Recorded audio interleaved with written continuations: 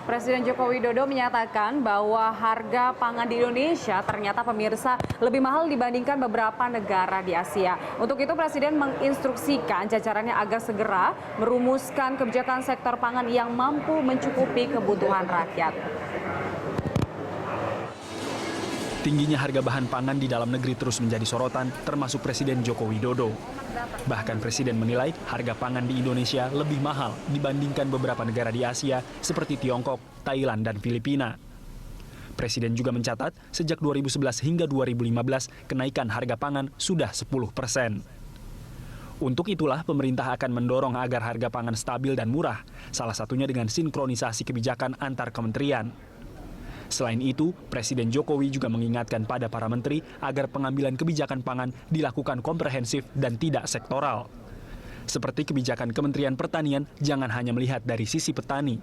Demikian pula kebijakan Kementerian Perdagangan, jangan hanya melihat dari sisi pedagang.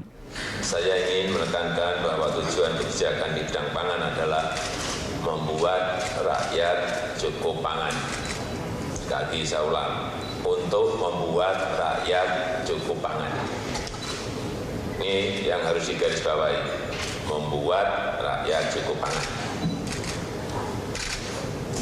Yang kedua, untuk menurunkan kemiskinan. Karena masalah pangan ini memberikan kontribusi yang besar terhadap yang namanya angka kemiskinan.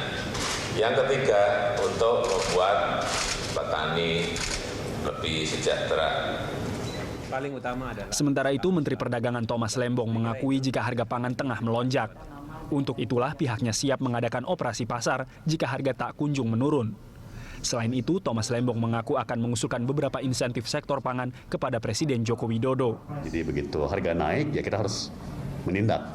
Apakah kita misalnya memberikan insentif atau himbauan lain untuk melepas stok ke pasar, atau seperti dalam halnya beras, tentunya Bulog akan kita tugaskan untuk melakukan operasi pasar, ya.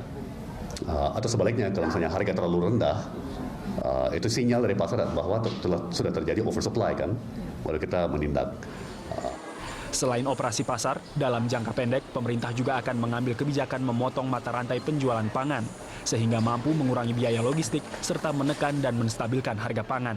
Tim Liputan, Berita 1, Jakarta.